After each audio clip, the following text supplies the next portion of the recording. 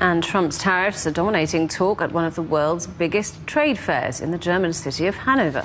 In the face of a looming trade war, the show's partner country, Canada, is trying to expand and diversify its transatlantic business.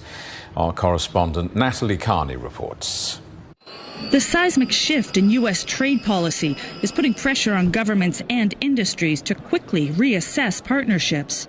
Canada, the partner country at this year's Hannover Messe, faces some of the sharpest tariffs from their next-door neighbor. Some of the threatened tariffs have potentially very, very impactful consequences. Our automotive industry in Ontario and Canada is very interconnected with the United States. We have parts producers, we have car producers. In Durham region, we produce vehicles, for example, and they go across the border all the time. So it's an incredibly important part of our economy.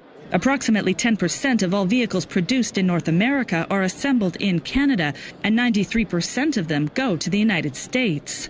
This is Project Arrow, Canada's first fully independent made electric car, produced completely with Canadian know-how, from R&D straight through to production and delivery. A showcase says Canada's automotive parts manufacturers that the country can be a potential partner in every aspect of the automotive manufacturing chain.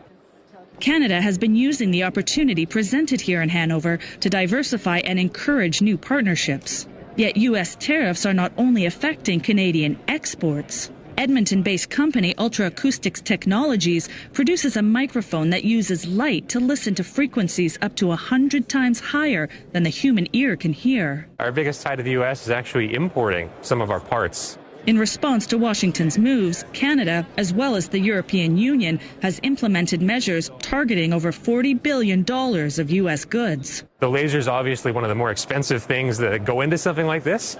And when you slap a 10, 20, 30% tariff on that, that really affects the price of the unit and affects really how we can offer this as a business model. President Trump's so-called Liberation Day tariffs are expected to affect a vast group of industries, forcing many to reassess their business models. It's just frustration all across the boards. I think the big thing is market uncertainty.